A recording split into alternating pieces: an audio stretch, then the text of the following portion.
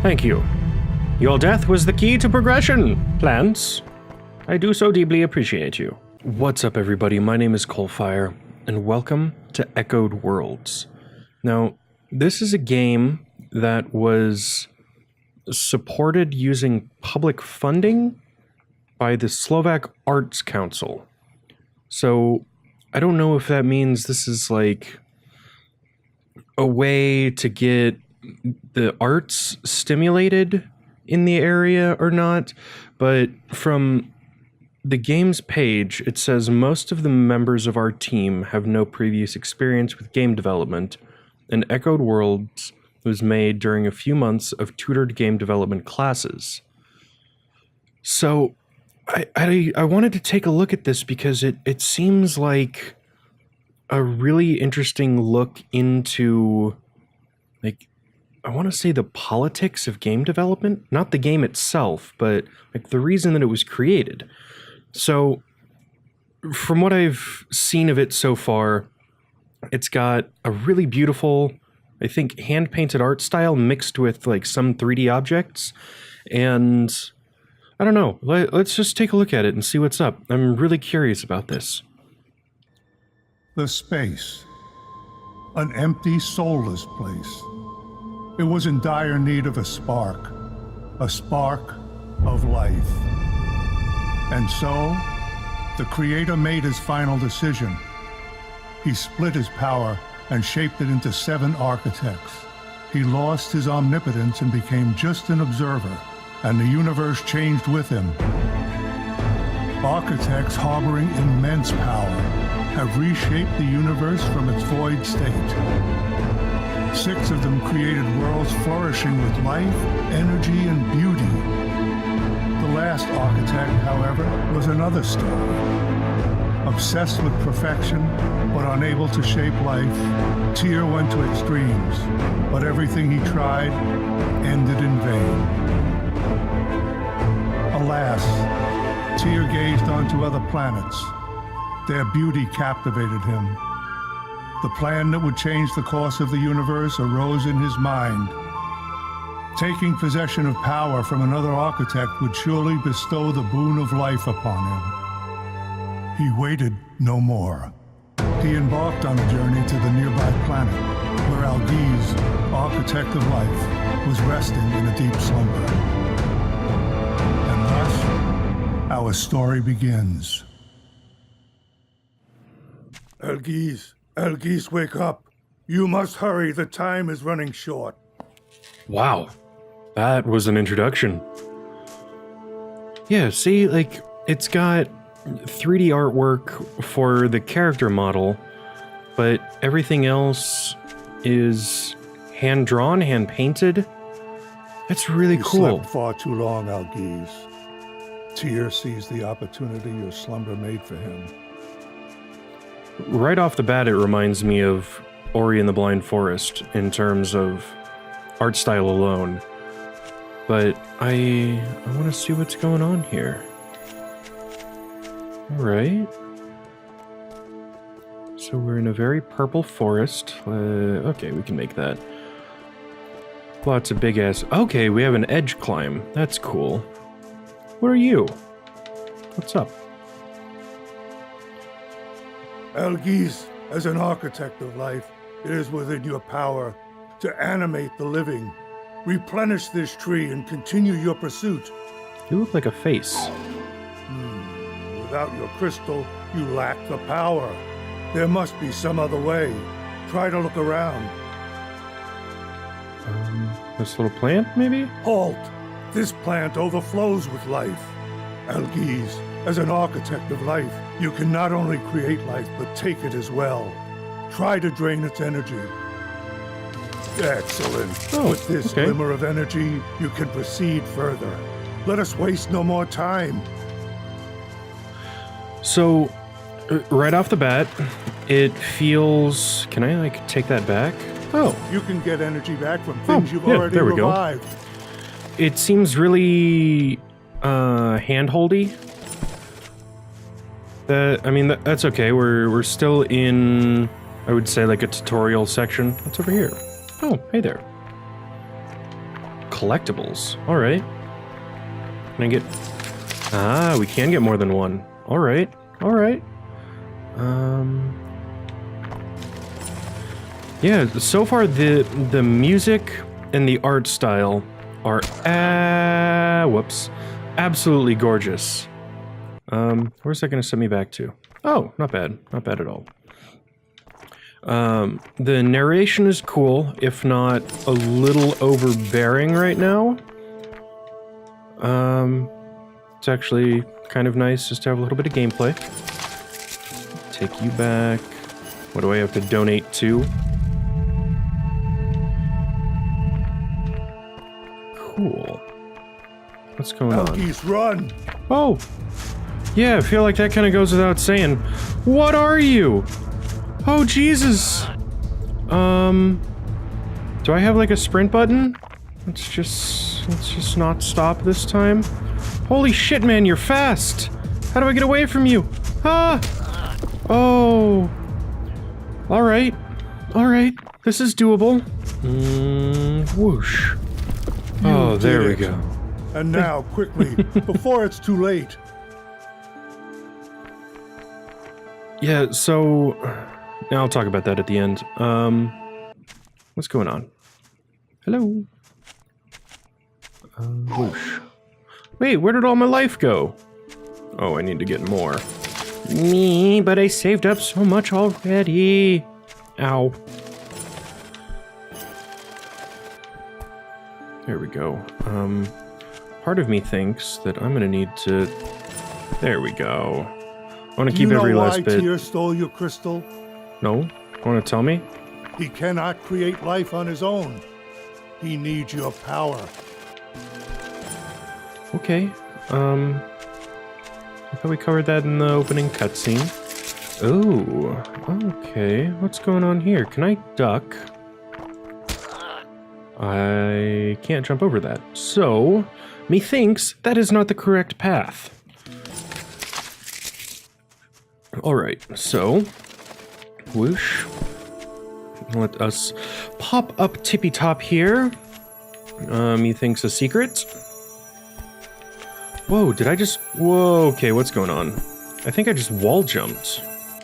Yay! 2 of 6 collectibles! That is a nice way to gauge your progress through the game. Assuming that I have yet to miss one. Oh, so...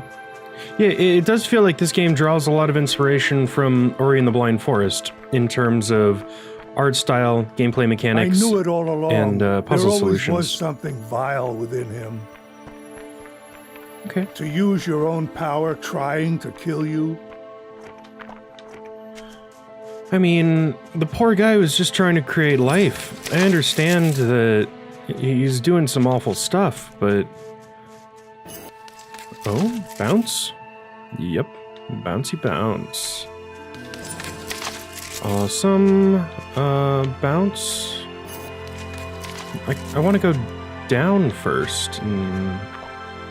Okay, that's why we have to go up. Whoosh. Bounce. Bounce. What's going on up here? Mushrooms of the great tippy top, thank you for allowing me to stand upon thy divine services. I do so greatly appreciate your assistance in my fetching of other life forces from this forest as I seek to drain them to use them for my will. Thank you. Your death was the key to progression, plants. I do so deeply appreciate you. And a bounce. Okay, bounce. Nope, okay. A bounce. There we go. And that is all the force we need. This place is a labyrinth. Watch your every step. Oh god, oh god, oh god, oh gee. Oh man.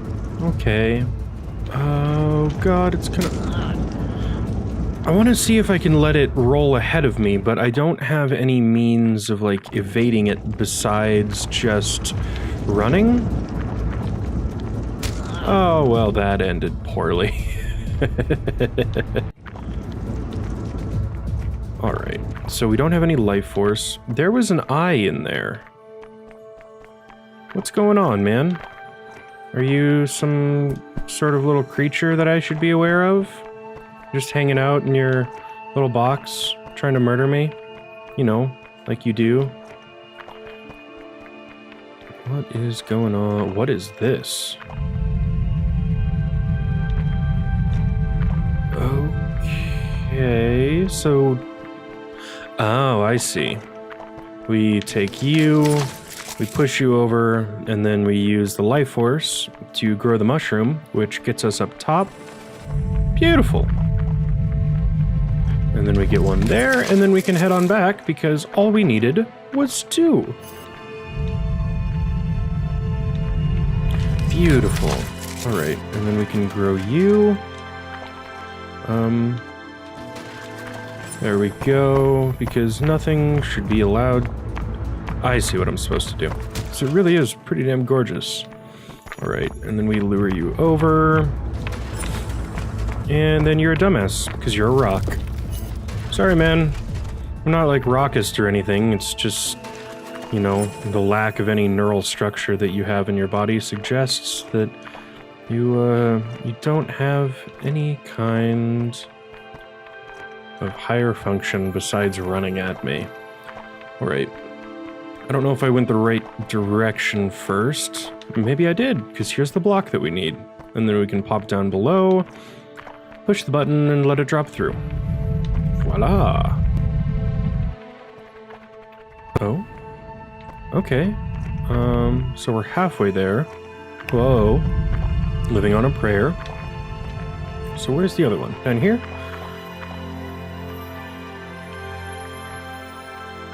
Okay, so I can jump over these ones.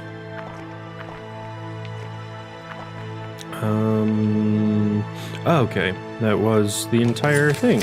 I want to make sure that I always have enough to be able to get through everything. Alright, well, giant red button, block, methinks, I understand the situation. Oh, look at that! Who'd have thought?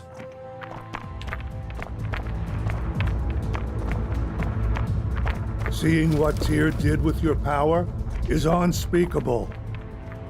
Welcome back, narrator. Algiz, this may be bigger than we think. Go forth without me. I need to reach other architect. Okay.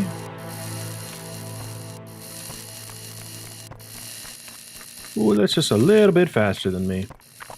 Okay. Oh, come on. Algiz, this may be bigger than we think. Go forth without me.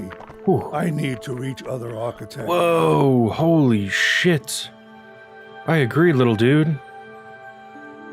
Collapse in sorrow indeed. I didn't get all the collectibles, did I? As Algiz fell to the ground, he realized. He gazed slowly into the yonder, and silently watched his once beautiful world. The world he gave everything to build, the world he loved so much, the world he owned.